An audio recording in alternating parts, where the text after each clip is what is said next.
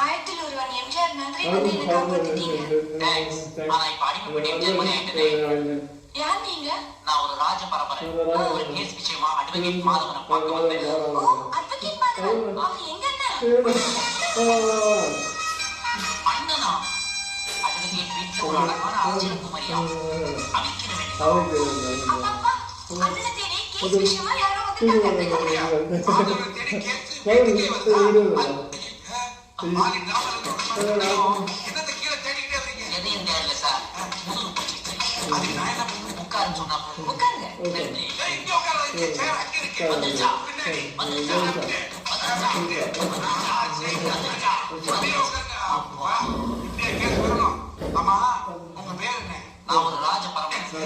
ராஜாதி ராஜன், ராஜ குலோத்துங்க, ராஜ பாண்டிய, ராஜ கம்பீர.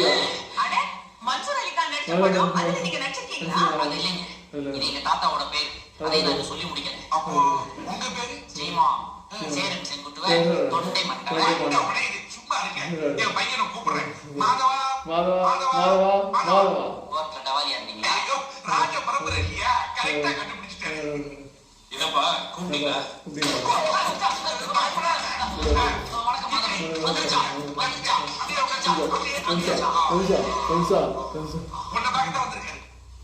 என்ன விஷயம்? வேற மட்டும் கேட்காத, ரொம்ப நீளம். நீங்க சுருக்கி மணிமாறன்னு என்ன பிரச்சனை?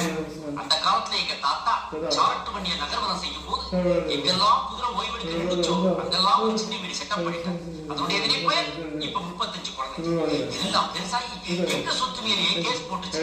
அதனால எங்களுக்கு சொந்தமான ஒரு அரண்மனைக்கு கோர்ட்டுக்காரங்க சீல் வச்சுட்டாங்க.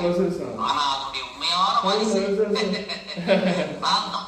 நீங்க தான் எப்படியா போராடி சரி கேஸ்ல நீங்க ஜெயிச்ச மாதிரி நிரப்ப சந்தோஷமா. வருமானத்துக்கு என்ன பண்றீங்க? தன்மானத்தை வித்து பழைக்கும். சொல்றதுக்கே கஷ்டமா இருக்கு. தாத்தா காலத்து ராஜ உடைகளை எல்லாம் சினிமாவுக்கும் டிராமாவுக்கும் வாடகை.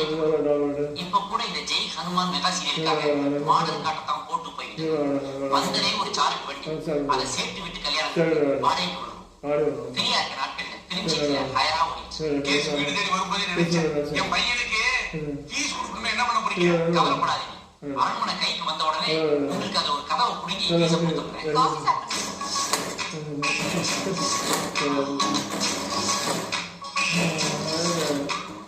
இல்ல நீ கொஞ்சம் குடிச்சுட்டாங்க பாத்தியா? ராஜ பரம்பரை என்ன பண்ணுவேன், என்ன பண்ணுவேன்? அதாவது எங்க